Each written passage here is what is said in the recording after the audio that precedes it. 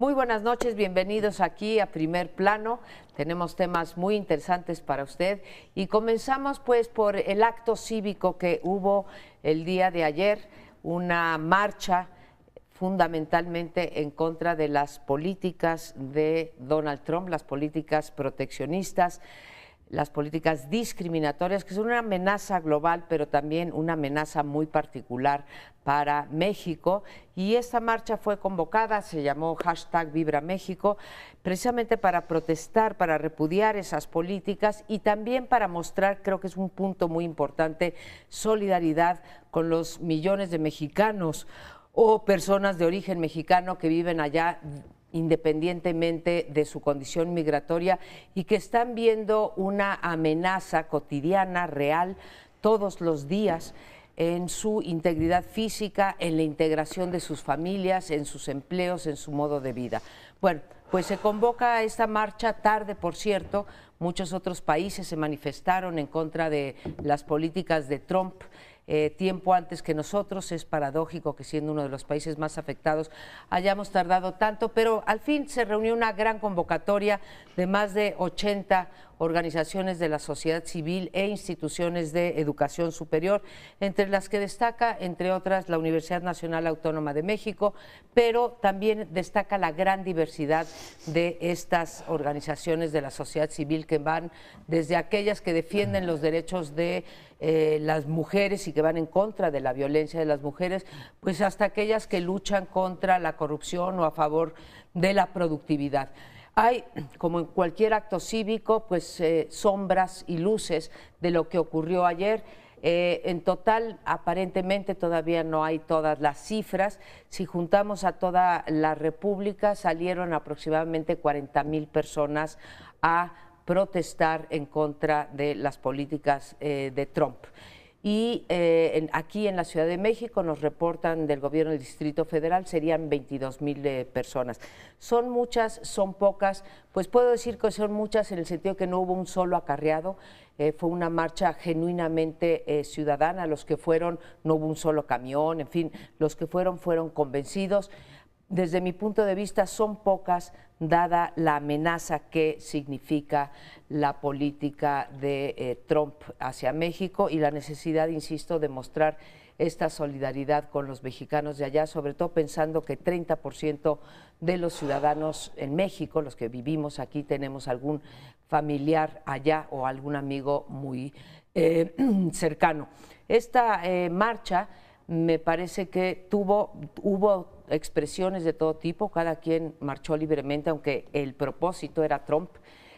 Hubo otras demandas, hubo demandas y muestras de repudio en contra del gobierno de México, pero en fin, marchamos con entusiasmo, marchamos por una causa que creo que debería de unir a los mexicanos y pues ahí está para que usted la juzgue. Yo agradezco a toda la gente que fue, sin denostar de ninguna manera, cada quien es libre de ir o no a las marchas, sin denostar a aquellos que no fueron. Yo estuve en la marcha ayer. A mí me pareció no solamente la marcha en sí misma, lo que dice muchas cosas, sino el debate previo que hubo sobre si ir o no, quién lo manejaba, quién lo manipulaba, razones que se argumentaban para no ir o para invitar a otros a no ir. Es decir, hubo mucho boicot contra la marcha de diferentes grupos y eran cosas que no tenían que ver con Trump. Es decir, para mí lo importante de esta convocatoria, y por eso fui, y también para ver cómo estaba la situación, era: somos capaces, la pregunta fundamental era, somos capaces de dejar por un lado, por 2 horas, que es lo que duraba la marcha, nuestras diferencias internas, que son legítimas, que son naturales, que son inevitables, para concentrarnos en la amenaza que representa Trump para todo el país, en donde por lo menos el 90% de los mexicanos, me parece a mí, estamos en contra de Trump, porque hay muchos mexicanos que están a favor, pero bueno, digamos que un 90%, somos capaces de dejar por un momento las diferencias políticas, de política interna. Para eso la respuesta fue no, porque entre las razones que se decían para no ir es que eso se propuso Televisa, porque en alguna mesa de Televisa se había dicho hace falta una reacción de estas, no hemos tenido una marcha contra Trump, o son de ultraderecha o viven en Polanco. Hasta eso contó, Sí, es claro, que la gente vive en Polanco, los convocantes viven en Polanco, en Las Lomas, o Graue no consultó a sus órganos internos en la UNAM, por lo tanto, ¿por qué se sumó a la convocatoria? Eran todas las razones menos Trump. Es decir, se impuso, a final de cuentas, las divisiones internas frente a lo que es una amenaza externa que abarca a todos, mexicanos de adentro y de afuera, y ante lo cual no pudimos reaccionar porque 22 mil, caray, para la amenaza que representa a todo el país es muy poco. En otras ciudades eran 100, 70, digo 40, o sea, claro que no fue una... 16,000. No es una reacción, sí, pero no es una reacción correspondiente al tamaño de la amenaza, y termino diciendo, la homofobia es capaz de movilizar a más gente, porque las marchas de la homofobia convocaron a 3 o 4 veces más gente de la que hubo ayer, que una amenaza externa a todo el país como es Trump. Yo creo que lo dices perfectamente, Crespo, y efectivamente fue poca gente, pero la que fue libremente a manifestarse en Paseo de la Reforma. Yo la reflexión que haría, con dolor, porque finalmente no puedo evitar decirlo así, es que pues le vimos la cara a la sociedad civil que hoy tenemos. O sea, no me imagino que en Turquía les hubiesen dicho que un partido político en Alemania hizo campaña en contra de los turcos, que propone medidas brutales en contra de los turcos, y que la reacción de la sociedad turca sea o por vanidad, o por cálculo político, o por complejos históricos, o la convocó María Amparo, y como la convocó María Amparo y yo no estoy entre los convocantes, entonces no me gusta. No me imagino que la sociedad turca tenga tal nivel de fragmentación y de atomización en aquello que debería ser una reacción, por supuesto, unitaria, ¿no? Es decir, estamos con nuestros compatriotas y defendemos, por supuesto, aquello que ha sido un discurso, o más bien criticamos ese discurso profundamente xenófobo y antimexicano de Trump. ¿Qué es lo que tenemos? Pues que claramente a la inmensa mayoría de los actores políticos y sociales de este país, el tema de los migrantes mexicanos le parece, en el mejor de los casos, como un pariente distante, ¿no? Como si te dicen, oye, un tío abuelo tuyo que vive en no sé dónde está enfermo. Bueno, pues que ojalá se mejore, pero yo tengo aquí toda mi serie de problemas. Una insensibilidad. Y me quedo simplemente con una reflexión. O sea, imagínense los que en estos momentos les están diciendo que van a repatriarlos a México, dirán, ¿y yo a qué país regreso? No me extraña que Aarón, el esposo de esta mujer que deportaron hace algunos días, es decir, voy a hacer todo lo posible por regresar a los Estados Unidos, porque finalmente aquí en México el mensaje en el momento que pudimos, que era enviarles a ellos que estamos cerca de ellos, en el instante en el cual el presidente de los Estados Unidos endurece su lenguaje en su contra, es, ¿sabe qué? Yo tengo 18,000 problemas más importantes que atender ese pariente lejano que está enfermo y hoy me pide auxilio. Para mí es lamentable. Creo que nadie duda a estas alturas de nuestra historia de la pluralidad en la que está organizada la sociedad mexicana. Es decir, hay fuerzas de todo tipo que se expresan de distinta manera, que se contraponen, que se confrontan, que se contradicen y que consideran que cada una de sus posiciones o de sus reivindicaciones es la más importante. Cuando hay alguna... Sí, era de esperarse, como ya lo planteaban algunos, Crespo muy claramente, que dejáramos a un lado estas diferencias ante esta amenaza tan grave. Yo creo que no es posible, o al menos eso está manifestando la conciencia de la sociedad civil en este momento. No solo las dimensiones de la marcha, que son realmente reducidas, para las que hemos visto en diversos aspectos, ¿no? Muchos temas. En relación con las que se han organizado en los propios Estados Unidos, donde en no sé qué número de ciudades, 50 ciudades se han hecho manifestaciones, algunas verdaderamente amplias o contra Trump, a todas las posiciones que han ido matizando sus propias posiciones para dejar un paso al rechazo a Trump en diversos ámbitos. El ámbito judicial está deteniendo una orden ejecutiva de Trump con un acuerdo jurisdiccional que le dice, no es posible prohibir la entrada de musulmanes de 7 países, para decir algo, ¿no? Es decir, estas reacciones son tan fuertes, la de la misma Alemania, la canciller Merkel, bueno, las expresiones que ha tenido, sin ser grosera, han sido muy firmes. Señor, aquí nosotros decidimos lo que vamos a resolver en Europa, nosotros los europeos. Cosas así. Y esto parece pues muy escaso, muy tibio, muy parcial.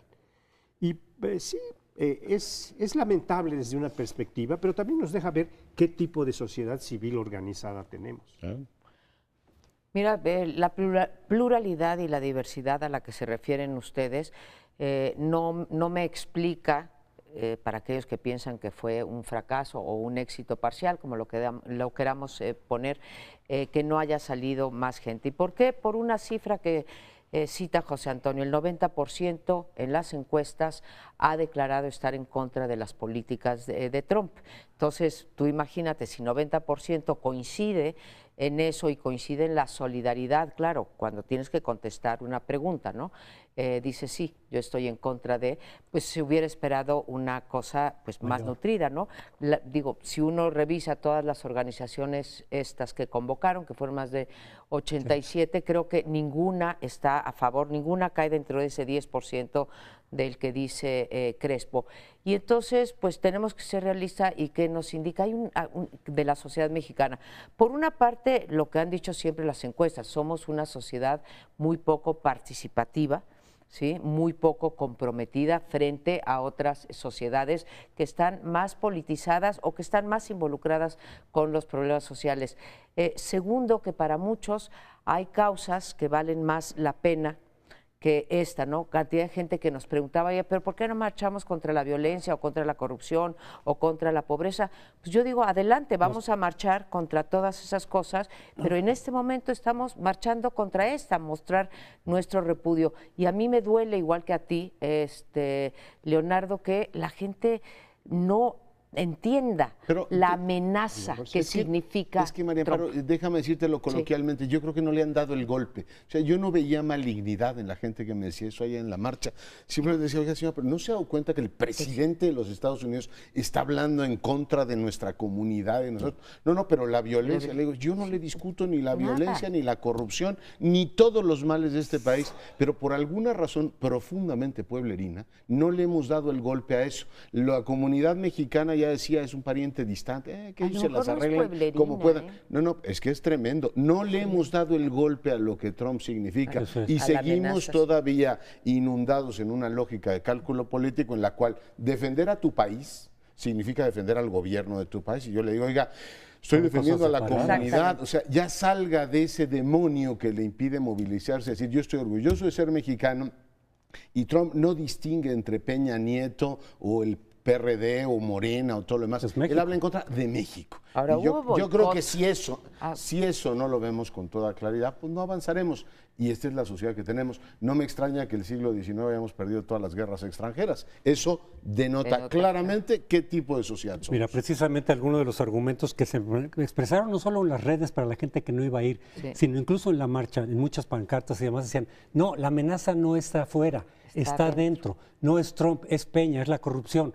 Señores, claro, aquí tenemos problemas graves, pero ¿qué creen? Apareció Trump de todas maneras y sí nos está amenazando y ya nos está haciendo daño. Entonces, limpiemos primero la casa y mientras Trump se sirve con la cuchara grande, que es un argumento que me recordó justamente lo que se discutía en la guerra del 47, guardadas las proporciones. Pero cuando estaban ya invadiendo decían, no, es que el problema no es los norteamericanos, es Santana, son los liberales, es la iglesia, son los conservadores. Los criollos, ¿sí? No, claro, sí, ese es un problema, pero el de afuera tú no lo puedes borrar. Y mientras tanto, mientras tú te pones de acuerdo y te peleas, los otros tienen todo el plato servido. Yo tengo la impresión de que se filtró o permeó a muchas opiniones la idea de que una convocatoria de este tipo podía estar siendo impulsada para proteger la imagen del gobierno de Peña Nieto. Esa es la que se divulgó. Incluso, pues yo leía algunas declaraciones de Ángeles Mastretta, decir, ¿cómo van a ver que esto es para defender a Peña Nieto, etcétera? Es que hubo una que sí tuvo ese propósito y convocó a 1,500, ¿no? Bueno, pero hubo una impresión que se generalizó en las columnas de los periódicos, la pueden encontrar, en las opiniones, en el sentido de que era una manera de aprovechar la oportunidad para defender a Peña Nieto. Esto es lo que Que eso también nos dibuja de cuerpo entero, ¿no? Nos dibuja, es decir, es lo que dicen otros, que dicen, que comentan, y no vaya a ser que digan que yo, ¿no? Y por más que tratamos de decir, bueno, y además era el caso, no era una marcha ni pro Peña ni anti Peña, era una marcha en contra de Trump. En fin, ya tendremos otras oportunidades para ver cómo reacciona la sociedad ante este tipo de problemas. Vamos a un corte y volvemos en un instante.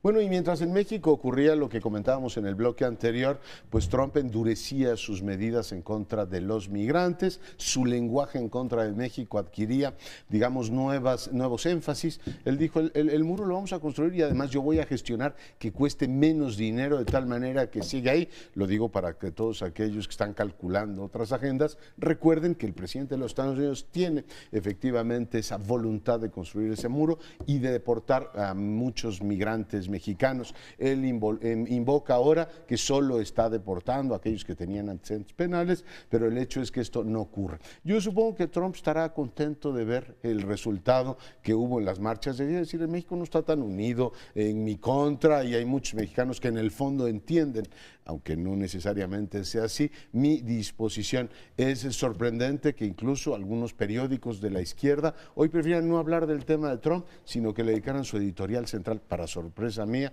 al Congreso de Podemos en España. O sea, evacuar los grandes asuntos nacionales para tratar, pues el Congreso de Podemos es llamativo, pero denota efectivamente que no hay todavía una claridad de, en fin, desde este país para lo que Trump representa, pero él claramente sigue en su línea, de decir, a ver, yo quiero efectivamente un muro entre los dos países, quiero deportar a mexicanos y por supuesto el tema del Telecán ya parece lejano, pero hay que recordar que su administración abrió precisamente con eso. Frente Trump.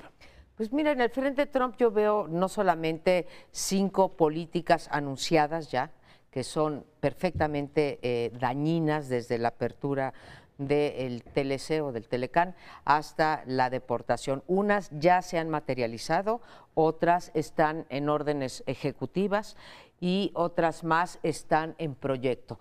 Todas ellas dañan a México y dañan a diferentes sectores de México, dañan desde a la pequeña y mediana industria hasta los grandes empresarios, dañan a los estudiantes que están realizando sus estudios en Estados Unidos, dañan desde luego a los migrantes de allá, dañan las relaciones más allá de los gobiernos, de las, digamos, de las sociedades civiles de ambos países, ¿sí?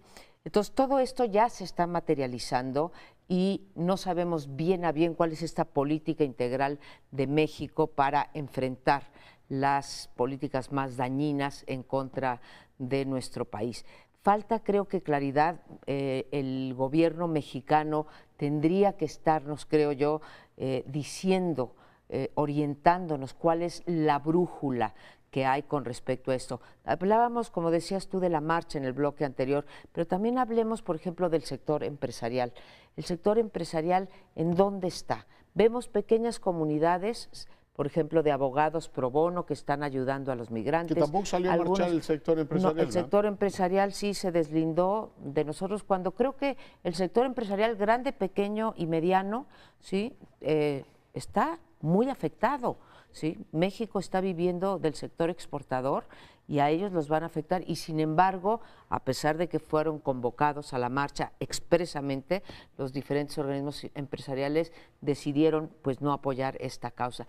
¿Qué pasa con esta parte de las políticas que afectan a distintos sectores y no reaccionamos de manera conjunta? Como ustedes ya han planteado en términos generales la cuestión, me gustaría insistir en una vertiente. Por lo pronto, me preocupa especialmente esta decisión que aparentemente quiere tomar Trump de poner el 2% de derechos a los envíos de las remesas que los mexicanos en cientos de miles de personas mandan cada mes a sus familias. El año pasado, 2016, fueron enviadas 26 mil millones de dólares de remesas al país. En parte, esto es como de las cifras más altas en los últimos años. Y se explica un poco también que muchos corrieron a enviar porque no sabían qué iba a pasar en 17, si las iban a poder seguir enviando. Esto además va a ser utilizado, según se dijo, para ayudar o contribuir a la construcción del muro. No, ¿sí? Si quitas el 2% a 26 mil millones de dólares, pues te queda una buena lana para iniciar. Además estamos hablando de anual, Es una, Sí, claro. O sea, si el muro tarda 2, 3 años en construirse, pues no con las remesas se construirá todo, pero esa es una parte significativa. A mí me parece que ahí hay que poner especial atención, porque resulta que los envíos de las remesas es el primer ingreso en divisas, en dólares, para México después de la caída de los precios del petróleo. El segundo es el turismo. Pero el primero es este. Entonces, por eso digo que me preocupa. Pero además me preocupa. Más o menos del mismo tamaño que la inversión extranjera directa. Sí, pero me preocupa especialmente por una cuestión que es de equidad, de justicia. Estas remesas son enviadas, no pasan al gobierno, no se prestan a la corrupción, van directamente a las familias para sostener la educación, la vivienda, en fin. Sí, la vida diaria de la vida los diaria de miles. gente que no tiene recursos más que esos para poder salir adelante. Entonces, esto es lo que a mí me preocupa más en este momento. Yo retomo otra vez lo del segmento anterior para insistir precisamente mientras estábamos discutiendo, y es que era muy generalizada la argumentación que se dio, decir, es que nuestros peligros, nuestras amenazas están adentro, nuestros problemas están adentro, no afuera. Es decir, claro, y tenemos que seguir abordándolo y no podemos soltar la anticorrupción, la desigualdad, pero es que además surgió este otro peligro que es real, y tan es así que mientras estábamos discutiendo eso, pues Trump sigue pegando, ya nos ha pegado la economía, nos puede pegar mucho más, y desde luego a los mexicanos allá, las remesas, en fin, todo lo que haga. Claro, ¿qué hacemos mientras tanto? O sea, nos seguimos peleando internamente mientras Trump nos sigue pegando sin que podamos ser capaces de reaccionar específicamente ante eso, lo cual no significa que borremos nuestras diferencias, que uniformemos nuestros criterios políticos, que nos olvidemos de la corrupción. Claro que no, es de todas maneras tenemos que hacer algo respecto de Trump. Y claro que una marcha, aunque hubiera habido millones, no iba a detener a Trump, porque esa era la otra. Ay, ¿tú crees que vas a parar a Trump? No, pero si le mandamos un mensaje en primer lugar a nosotros mismos, porque era un mensaje primero a nosotros mismos, decir, somos capaces de dejar un ratito de lado nuestras diferencias para tener un bloque, un frente amplio en contra de Trump. Y sí, tendrán que leerlo ya de todas maneras, porque están leyendo cualquier mensaje que pase aquí. Entonces, si bien la prensa, fíjate, la prensa internacional trató muy bien a la marcha, porque me imagino que vieron más el vaso medio lleno que el vaso medio vacío. Es decir, estos no habían salido a decir nada, por lo menos ya salieron, pues es un avance importante, que es en el que se concentró la prensa internacional. Pero si el gobierno norteamericano, supongo que ve las cosas con más detalle, el mensaje que en realidad le mandamos allá fue, estamos divididos completamente en los mexicanos, por razones internas, y por lo tanto presentamos un frente muy fragmentado, lo cual puede ser un elemento para Trump para decir, no, pues estos me los voy a hacer polvo. Sí. Y te toca a ti, María. Bueno, sí, me iba a decir ahorita, me disparó esa idea, la reflexión de José Antonio. Es decir, más allá de que, insisto, la marcha no era antigobierno ni pro gobierno, yo si hubiera sido gobierno, sí aprovecho la marcha para fortalecerme y poder presentar no un frente fragmentado, sino un frente unido.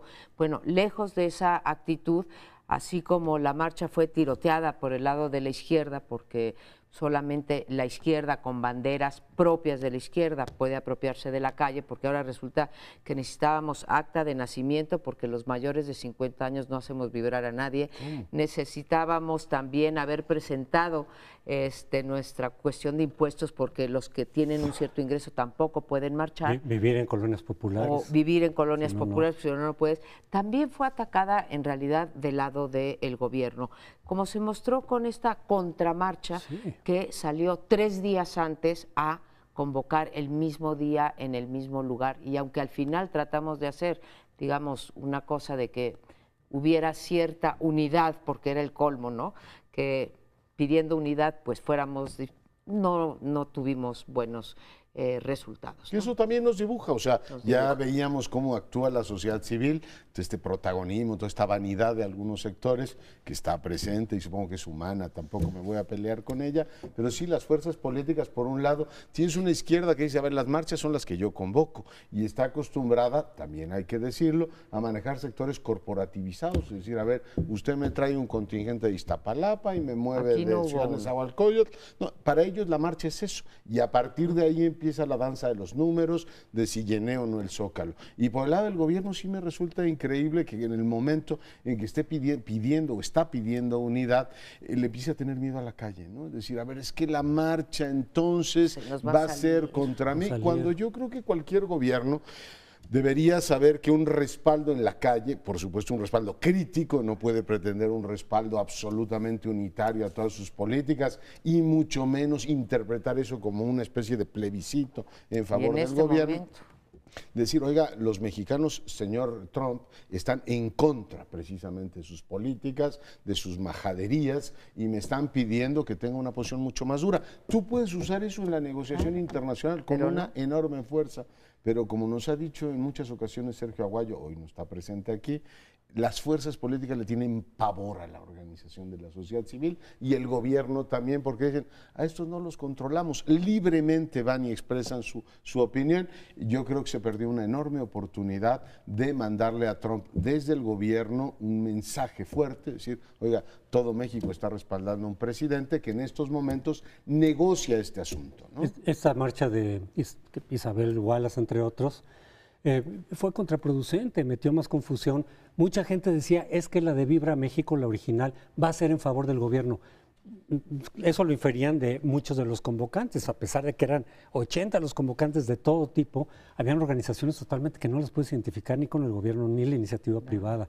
Sin embargo, hubo guerra sucia, ¿no? Directamente. No, pues, totalmente, pero también del lado efectivamente del gobierno. Los Pinos también, porque entonces, claro, porque entonces al decir una marcha específica donde se diga que no se critica a Peña, aunque no hubo tampoco pancartas en favor de Peña, pero que no se critique, pues ya le daba la razón a muchos de los que decían, ya ves, te lo estoy diciendo, cuando en realidad era como un boicot. Entonces sí creo que ahí también esa marcha resultó contraproducente. Para la propia Isabel Miranda de Wallace, que tuvo que salir porque fue increpada ahí durísimo, tuvo que salir de su propia marcha a refugiarse, pero reflejando precisamente decir, mira, estos no se ponen de acuerdo en nada, ni en lo que es común, ni lo que es una mesa común, están absolutamente divididos. Pero históricamente lo hemos estado. Bueno, lo que también resultó grotesco es que la argumentación que hizo Isabel Wallace fue que había un individuo armado que le iba a pegar un balazo. Eso está en la prensa, lo leí hoy. Una magnífica publicidad. Es verdaderamente ridículo pensar que esa es la razón por la cual se retiró. No sé. Fue un fracaso su marcha. Claro que el hecho de que uno sea paranoico no quiere decir que no lo puedan estar a uno persiguiendo, como dijo por ahí. Pero no era el asunto de el saldo día de blanco, ayer, ¿no? saldo Ambiente blanco. festivo, la gente salió. No hubo un golpe, no hubo nada, no hubo un cristal roto. E insistir en eso, ¿no? O sea, los que salieron, muchos o pocos, no hubo ese México corporativo del que tú hablas. Algún autobús que no quería que avanzáramos, porque decían, las manifestaciones son nuestras, ¿no? ¿Cómo se atreven estos a salir a la calle? ¿Qué hacen aquí? Pero bueno, es parte del, digamos, folclore nacional. Hacemos una pausa, regresamos en un instante.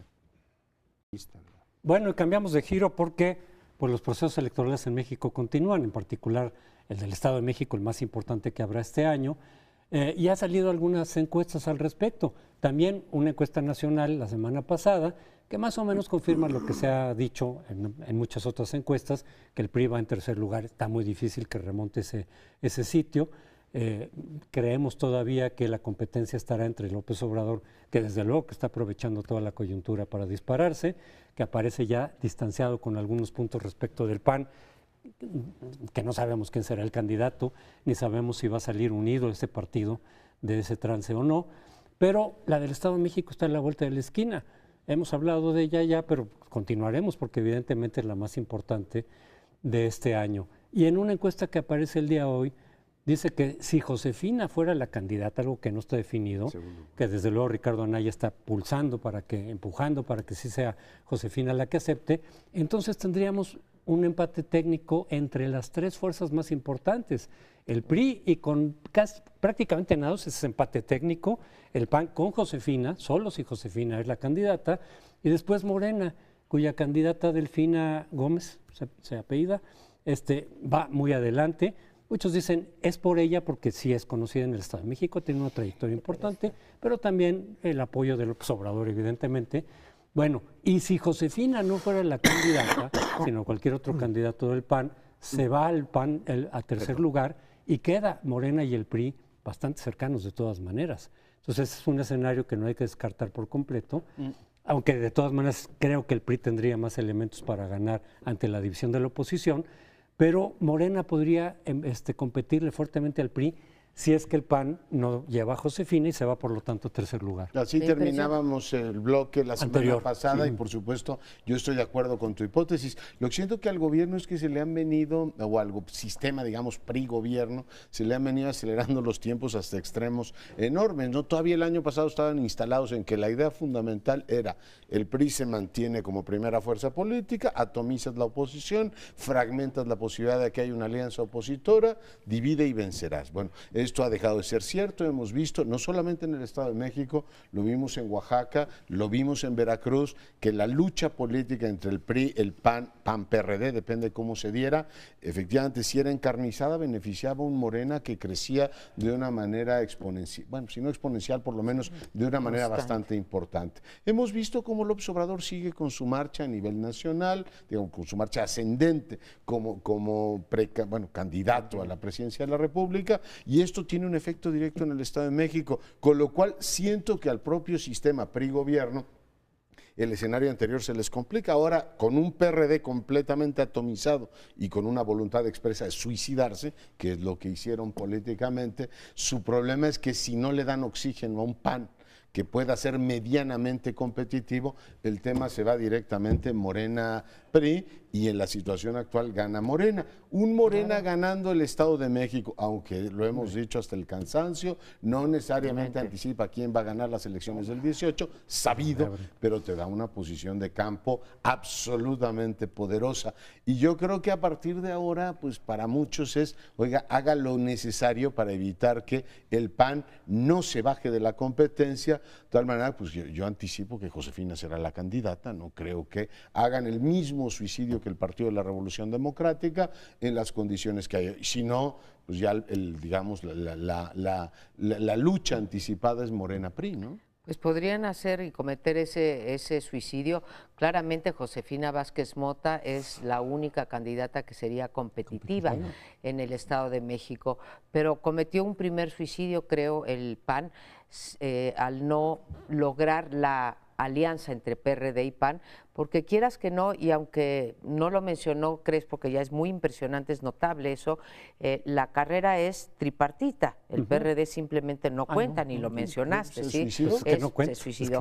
Ahora, entonces cometen ese primer error, vamos a ver si no se comete el segundo, porque sabemos que hay fuerzas del Estado de México muy fuertes yendo contra Josefina Vázquez Mota. O de Puebla, ¿de dónde son? O de Puebla también, sí.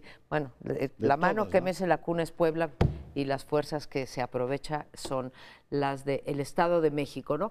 Y en efecto, como dices, no va a ser el laboratorio, pero sí ya está, si la juntamos con la otra encuesta que mencionaba Crespo, que es la nacional, en donde vemos que, a diferencia de esta que es tripartita, ¿sí?, y en donde están prácticamente igual, incluso Del Mazo tiene un punto más en la encuesta, es lo mismo. En la nacional, cada vez, si vemos la evolución, cada vez pierde más votos el PAN y el PRD, y todos se van a favor de Morena. Entonces, va en caballo de Hacienda, esto no quiere decir que vaya a ganar, etcétera, pero va a la presidencia, pero va en caballo de Hacienda, y mientras los otros partidos, como dices, haciéndose uno dubitativo y el otro, el PAN, haciéndose pedazos entre los posibles candidatos. Bueno, yo tengo la impresión, no solo por la encuesta que se publica hoy en Reforma, en donde da este empate triple. Universal. El Universal, discúlpame, el Universal, en donde da el empate de alrededor de 18 puntos cada uno, con pequeñas variaciones, sino que me da la impresión, a diferencia de lo que decía Leonardo, que Josefina no va a ser candidata. Y creo que él mismo en algún otro programa ha dicho la razón, porque ya le sacaron en algún momento que recibió alrededor de 1,000 millones de pesos para su campaña en el momento en que la tuvo como candidata presidencial. Y esto, pues se lo pueden... No, pero no es eso, ¿no? No, pero no fue durante la campaña presidencial. Fue después. Perdón, disculpe. Es una cuestión de los inmigrantes. Eso es. Pero a partir de su fundación. Eso es. Sí. Pero discúlpeme. Sí, yo tenía la idea de que la habían exhibido como recipiendaria de 1,000 millones de pesos y ahora le pueden decir, óyeme, no puedes ir. Es que eso era cierto en noviembre. Yo creo que esto ya cambió brutalmente. Así es. Puede ser. Yo de todas maneras creo que no. A pesar de que Anaya esté empeñado en sacarla como candidata, por la razón de que es la única posibilidad que tiene en el PAN. Pero eso no garantiza que vaya a aceptar. Bueno, me parece que la pugna final, la competencia final va a ser entre PRI y Morena. Como ya se estaba, y uno de los últimos argumentos que hizo María Amparo me parece fundamental, porque todo lo que va en demérito del PAN o del PRD, porque el PRD no es que se haya suicidado solamente, es que se vendió. Bueno, quiero decir, se comprometió uno de los dirigentes principales del PRD con el PRI. Pues está clarísimo, ¿no? Eso es suicidarse, ¿no? Bueno, eso es suicidarse de parte de los que están por un lado, pero por el otro está recibiendo una buena cantidad de prestaciones, por decir algo, por estar afiliado, estar cercano, apoyando al PRI. Entonces, el PRD se suicidó por corrupción, se suicidó porque está en connivencia con no las está en autoridades. zona de Pero fíjate, competencia en así cualquier es. caso. Pero mira, para el PAN es tan importante el Estado de México, por eso Anaya está Claro. impulsando que sea Josefina. Yo tampoco estoy seguro, no solamente por lo que tú señalabas, sí recibió ese dinero, pero no para su campaña. Perdón, sí, yo... Pero y a lo mejor ya dicen, no, pues igual y me pueden seguir sacando Uy, cosas le o van a seguir detalles o lo sacando, que sea. por supuesto. Pero no solamente esa es la razón. Dentro del propio PAN, los otros candidatos, ¿Qué el es PAN del eso? Estado de México, lo había dicho Amparo, se están pegando entre ellos. Es decir, están dificultando el que salga Josefina como candidata. Pero por el PAN lo que está jugando ahí es quizá la presidencia, ahí sí. Y por otro lado, Anaya, Ahí sí. claro que está impulsando, porque si gana el PAN el Estado de México con Josefina, digamos, en ese escenario, en primer lugar, Anaya tiene mucho más elementos y cartas para ser el candidato. Pero además, sí te abre la posibilidad de ser competitivo para el 18 y poderle ganar a López Obrador. En cambio, en el escenario alternativo que hemos manejado, donde Morena gana el Estado de México y el PAN Sí, queda claro. en tercer lugar, lo que sea, pues entonces el PAN, ahí sí sus posibilidades que todavía son reales de competir para el 2018, claro. se le ven para Declinan. abajo y Morena se dispara. Absolutamente. Te apellides Zavala, te apellidas Moreno, te apellidas Anaya, si pierdes el Estado de México brutalmente, Es difícil. si no estás en zona de competencia. A ver, lo digo de otra manera, si te ocurre lo mismo que hace 6 años, que te pasaron desplazan. 40 puntos de diferencia, pues la verdad es que el PAN, cualquiera de los tres que fuera el precandidato o el candidato, pierde todo. Y sí, lo que decía Pablo es cierto, en noviembre leían ese escenario, es decir, abortemos la posibilidad de que haya una alianza opositora, Encinas, que nunca fue una opción real, porque le dijo al PRD, oiga, Sí, yo no yo ni sé, siquiera ni soy de su siquiera. partido, ¿de qué hablan, no? Que él está más cerca de Morena, y con Josefina pues no se logró un acuerdo. El PRD dijo, a ver, es intransitable Josefina Vázquez Mota, por tanto no va a pasar. Pero a la luz efectivamente de lo que está ocurriendo ahora, una posibilidad de una competencia 3 le es más cómodo a todo el mundo. Esa es la hipótesis por la cual yo creo que ahora mismo Josefina tendría más probabilidades de ser la candidata que las que tenía hace 5 semanas. Me parece que es más benéfico, como tú dices, para las tres fuerzas, ¿sí? Que vayan así, pero el que gane, aún cuando gane con 2% del voto, se va a posicionar frente a las otras dos. Por eso podemos hacer la predicción de que esa elección va a ser una verdadera carnicería. ¿Como Veracruz Y o va a peor? ser, creo que va a ser peor, Peor. fíjate, donde se colocó, la verdad, el candidato totalmente desconocido de Morena logró colocarse en un muy buen tercer Casi a tercios se lugar, aquí casi a tercios fue allí, y con un candidato mucho menos potente que el que hoy tiene el Estado de México. Pero es cierto que aquí sí va a ser sobre todo para el PAN y Morena, ¿sí? Definitorio, porque el PRI ya está en tercer lugar a nivel nacional para el PAN y Morena, y urge que el PAN ya tenga su candidato y que, según las encuestas, debería de ser Vázquez Mota. Yo tengo, de todas maneras, una anotación. Fíjate que en el escenario de que el PRI gane, es mejor para el PAN que el PRI gane que gane Morena. sin duda. Porque Claro. el PRI, de todas maneras, aunque gane el Estado de Toda la México, razón. no tiene muchas posibilidades de ganar el 18. El PRI, aunque gane el Estado de México. Así En cambio, si Morena gana el Estado de México, pues ya se enfiló. Absolutamente. Y al revés, si el PAN gana el Estado de México también, no es que gane en automático el 18, pero se acerca y si llega con mucho más competitividad. Entonces, si al PAN le preguntas, tú ya te fuiste al tercer lugar, ¿qué te conviene más que gane? ¿PRI o Morena? Va a decir que PRI. A lo mejor ahí va a haber un voto útil de los panistas en favor del PRI, como puede haberlo también de los perristas en favor de Morena. Pero bueno, Es una lectura muy buena, sí. correcta, sí. se nos termina este segmento, vamos al último.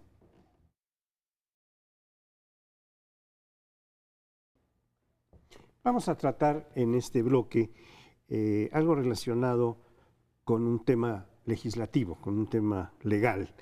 Está en proceso de ser discutida y en su caso aprobada una ley de seguridad interior. Ha habido 4 iniciativas destacadas, 2 del PAN, una de ellas presentada por Roberto Gil y otra por un diputado del PAN, una del PRI, que creo presentó pues, el jefe de la bancada del PRI, César Camacho, y una cuarta que presentó el coordinador de los senadores del PRD. Esta discusión se está ampliando porque, en opinión de algunos, con la que yo coincido, no es necesaria una ley de seguridad pública. De hecho, el artículo 29 de la Constitución previene que pueden suspenderse las garantías durante un cierto tiempo para permitir la entrada del ejército a diversos lados, cosa que no se hizo, no se ha utilizado la figura de suspensión de garantías del 29. Pero esta es la que había que haber aplicado. Nada más que aquí hay un supuesto que estaría siendo violado por esta nueva ley que se presume va a ser aprobada en breve. A petición de los propios militares y los marinos que han dicho, no, estamos actuando sin una facultad para hacerlo. Porque hay otro artículo de la Constitución, que es el 129, que dice que las Fuerzas Armadas, que el Ejército, solo podrán intervenir en tiempos de paz en algunas de las funciones que tienen claramente asignadas, y la de policía no es una de ellas, ¿no? Entonces, aquí lo que se quiere hacer con esta ley, en interpretación mía, yo comparto, por ejemplo, con Diego Valadez esta interpretación, que la publica en el número de proceso del día de hoy, es que se quiere hacer definitivo o intemporal lo que tiene que ser por Constitución temporal.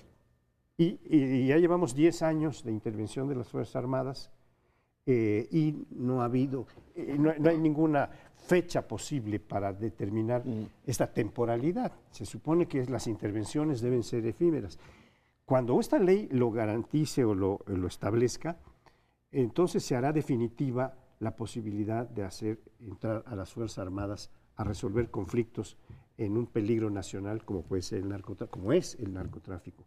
Entonces yo les dejo aquí esta discusión porque me parece importante determinar si es o no necesaria una ley de seguridad pública. Yo creo que que reglamente la seguridad interior sí, de la seguridad pública pues está más o menos confuso, pero es responsabilidad de todos, desde los municipios hasta la federación. Lo que no está claro es en qué condiciones el presidente puede movilizar las fuerzas federales para atender un asunto de ruptura de la seguridad interior de los estados. Y ahí sí tenemos una necesidad imperiosa de definir hasta dónde llega una cosa y hasta dónde llega otra. Es decir, recordamos casos en los cuales el presidente ha dicho, yo no tengo por qué entrar cuando se rompe la seguridad interior en Oaxaca, porque no es asunto mío, y hay otras en las cuales el presidente dice, voy a usar la fuerza federal para apoyar al gobernador de Tamaulipas, y ahí me quedo indefinidamente. A mí me parece que, igual que en el caso de las marchas y el fenómeno Trump, en el caso de la inseguridad y del manejo de esta grave crisis que tenemos en el país,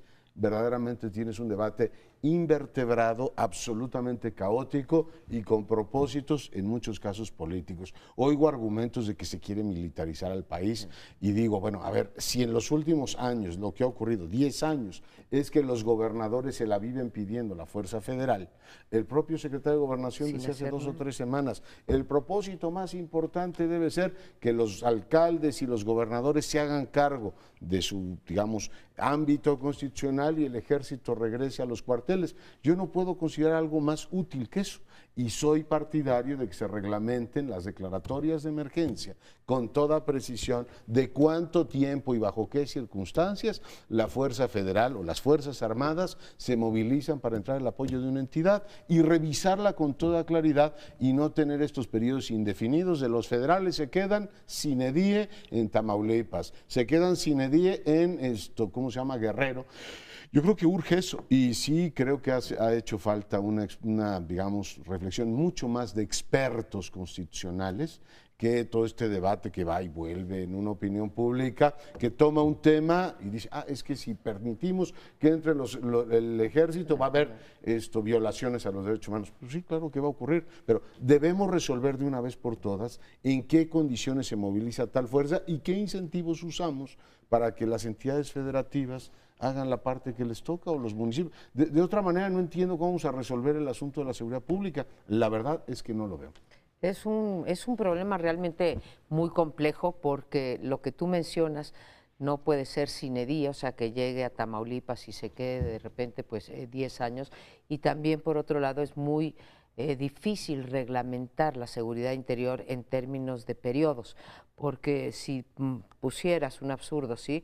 Durante 5 años y a los 5 años sigue el Tamaulipas en una condición de indefensión y no hizo su tarea, como tú dices, lo más importante es poner incentivos para que los gobernadores refuercen a sus policías, las capaciten, le dediquen el presupuesto suficiente y con efectividad ese presupuesto, porque no se trata nada más de más dinero, sino de utilizarlo bien. Y sigue la condición, aún así, bajo todos estos supuestos, pues la Federación no podrá abandonar a una de sus unidades constituyentes. Entonces, realmente sí es difícil.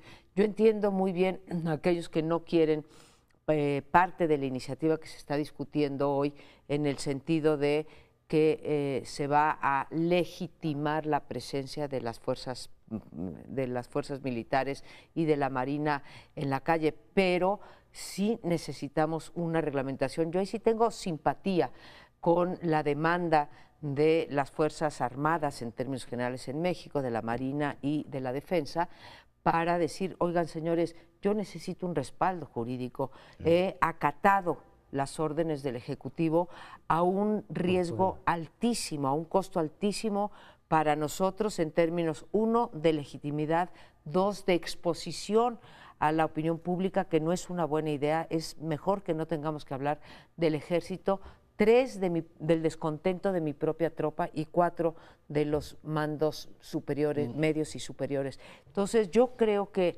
sí se le debe eso al ejército.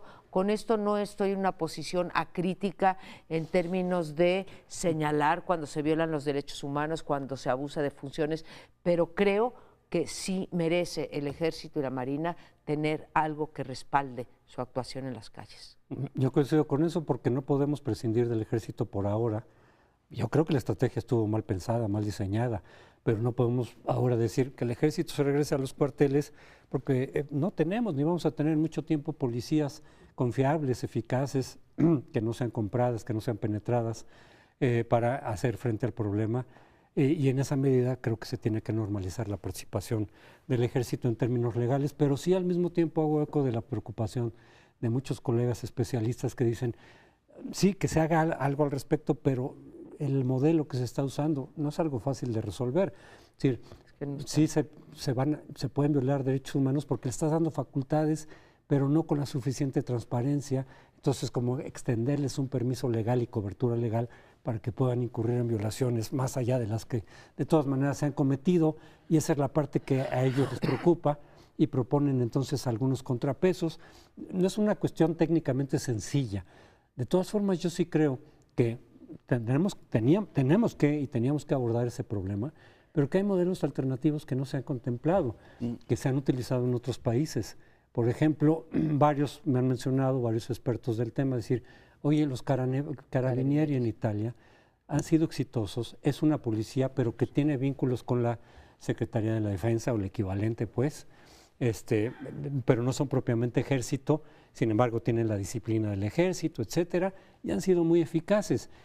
Y eso no significa que te quedes sin ejército, porque es una parte del ejército la que la vas a meter bajo ese modelo. O sea, creo que hay elementos y experiencias en otras partes del mundo que no hemos estudiado adecuadamente y aprovechado para decir, a lo mejor ese es el esquema que mejor nos conviene y que ha tenido éxito en varios países. Yo creo que habría que recordar que cuando se toma la decisión por el Ejecutivo, en los tiempos de Calderón, recién llegado a la presidencia, de intervenir con el ejército en Michoacán, su estado natal. Por petición del gobernador. Sí, por petición del gobernador y por decisión que el presidente toma muy claramente. Se planteó desde ese momento que la intervención del ejército sería temporal, como dice la Constitución en el 29. No se fijó el plazo, pero sí se fijó alguna condición adicional en términos del discurso. Se dijo, tendrá que prepararse a las policías para que ellas asuman. Esta es una responsabilidad que no se ha cumplido. Llevas 10 años y no se ha cumplido. Y no se ha cumplido. Bueno, pero Ni se con, ve pa' con cuándo, esta ley, los que argumentan como yo, dicen, pues, con esta ley ya no va a ser necesario que se justifique. Por eso Porque, lo de los incentivos. Lo de ¿no? militarizar. No, claro. La declaratoria de entrada supone una temporalidad, perdóname. No, pero la Sí, claro, ley está dice, previendo voy a estar, va a durar para un que sea año o 2 permanente. años. La iniciativa que se está discutiendo tiene como Son principal encauzamiento el que sea definitiva la intervención, no temporal. No. Sí, claro que sí. Ese es el planteamiento con el que se está. ¿Cómo va a ser en desacuerdo. definitiva? Pues entonces ya, Bueno, no hay adiós nada definitivo federalismo. en este mundo, pero nos vamos a tener que ir por ahora. Vuélvanos a ver la semana entrante. ¿Cómo va a ser definitivo? No, clases, no hay.